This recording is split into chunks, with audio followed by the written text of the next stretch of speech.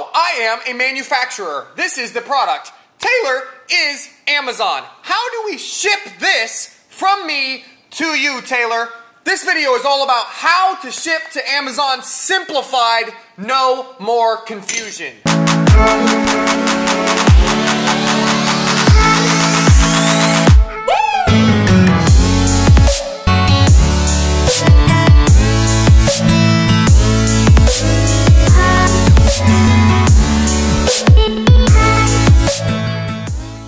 What's up, non-fam? Taylor, Kale, Taylor. We're here. We're back again. We're doing some more videos. Today we're going to break down shipping. Make it so simplified. Make it all just you will understand it all.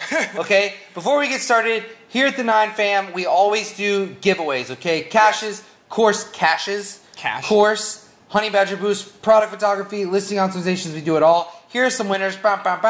And all you have to do to enter is hit this subscribe button, post notification button, and then down below, at the bottom, okay? Down at the bottom, comment this.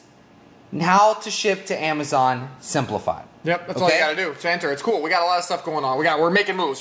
So we're trying to inform you guys how to make this simpler, how to make this easier. And the first thing we want to talk about is air versus sea shipping. Nice. And if you stick around to the end, okay, we've got a little hack that can help you save some money depending on what you're doing, okay? But it's pretty big. We've seen it, like, more and more of our students being able to use it. Yeah. And it's really, really helping them out, okay? So we're going to talk about air versus sea shipping. Now, as a caveat, we've always done air. Yeah, always. Always. Yeah. Okay? Probably because we're just really impatient. Correct. We're really, really impatient. We just wanted to get it because air usually takes anywhere from 7 to 10 days. You can actually pay for faster, like, express air shipping. It gets there in like 2, 3, 5 days, right? Yeah. But it's way, way faster. What's the downside of air shipping, though? It's a lot more expensive, and you have to really worry about how heavy stuff is, how much volume stuff is, because it's going on planes, and planes like their space. Correct, because that is how shipping cost is determined, right? Exactly. Weight and volume. So the bigger it is, the more it's going to cost. Now, you can also use sea, which we're going to talk about in a second. But before we do that, I actually want to throw in this little nugget. Give me a nugget. Bing! Typically, there are two, like, logistics shipping companies that you want to use. You want to use FedEx or DHL. Yep. Sometimes when you go to your supplier and they ask you for a quote, they will say, okay, we're going to ship via UPS. Yeah. Here's the problem with shipping via UPS. A, you don't get a tracking number. Okay.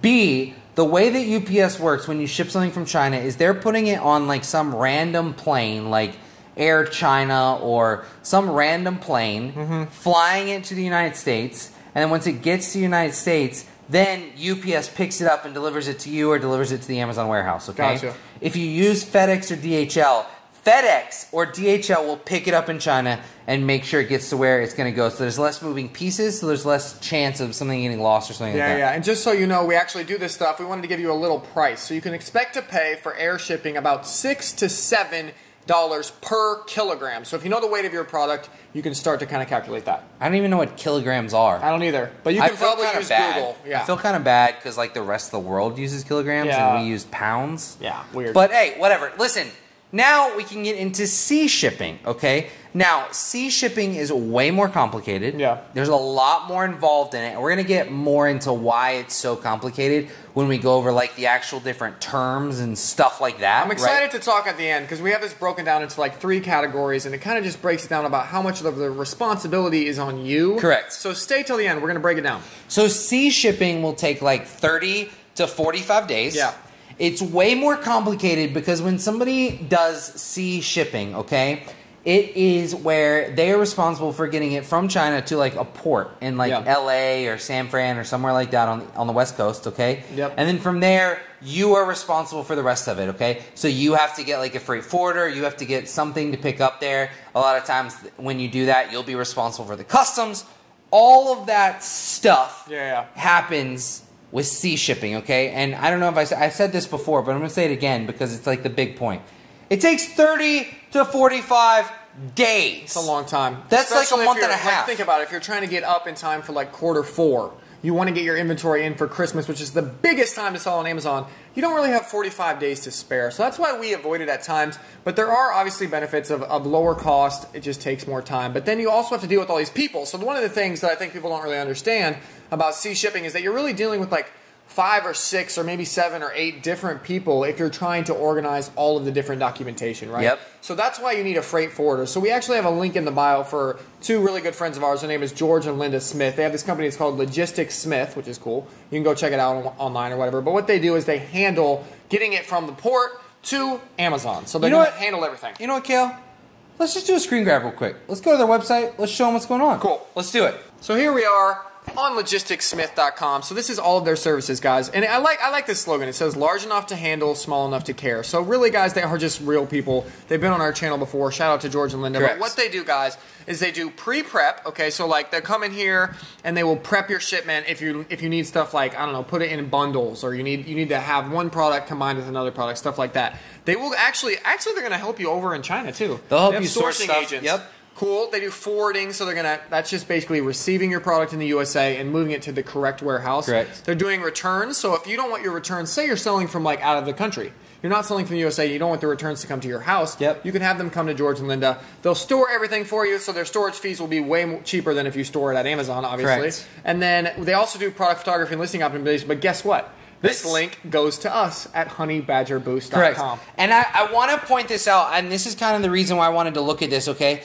Especially if you are watching this video and you are not from the US. Yeah. If you live in Europe or Australia or South America or anywhere that's not in the US, but you want to sell on Amazon US, okay? Yep. George and Linda are some of the best at helping you to do that, because so true. You can ship it to them in the US, right? And they can help with inspections, they can help with anything you need to be done, whether it's bundling or inspections, whatever it is, and they can make sure that it gets to the right address in the United States. It's perfect for international students. If anyone has any more questions on this, on any of this, right, I would say there's 2 steps. First, join our Facebook group, KT9 Amazon Seller Group. It's in the description. George is super active in that group, can help answer any questions, message you, all that kind of stuff. And if you're really, really interested in this and would like for us to have George and Linda on our channel, they've been on here before. Yep.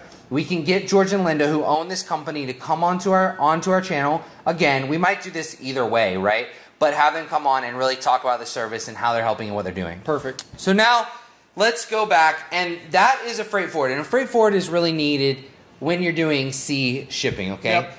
Now, there are several different kind of terms that people use for shipping. These are what people want to hear. hear. And this is what we want to describe, explain, make it super, super simplified. So guys, there's 3 terms that you probably, if you've negotiated at all with any suppliers, if you haven't, that's fine. Stay with our channel. You're going to love this, okay? But like, there's 3 terms: FOB, EXW, and DDP. So the supplier's like, do you want that FOB? Do you want that EXW? And I'm like, wait, is this a burger order? Or is this some kind of like super powered? Like, what does this mean? What does it mean? I like to think of it in this way, okay? It's about how much accountability is on you, correct? So let's start out with the first one. We're going to start out with the most accountability on you, the most stuff for you to do, okay?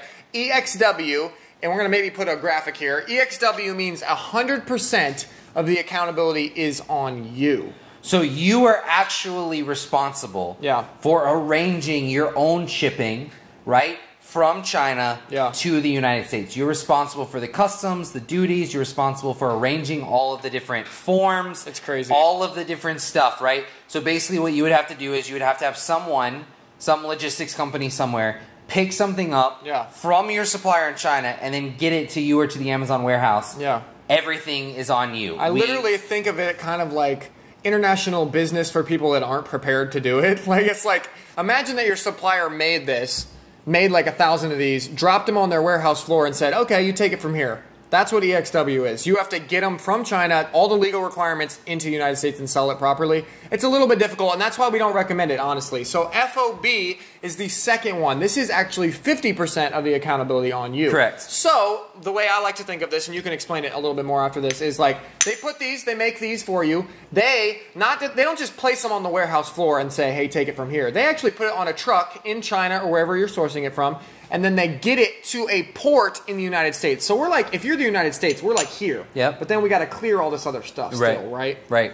So they get it to the United States. But then once it lands in the United States in a port in, once again, like LA or San Francisco, right? You are then responsible for the forms, for the duties, for the customs, all that kind of stuff. You're responsible for it to get it to the Amazon warehouse or to you. Now, this is in particular an instance where like George and Linda like shine. Logistics Smith, right? A freight forwarder picks it up there. I'm sure that if you needed help, EXW, to get it from China to here, they could help you too.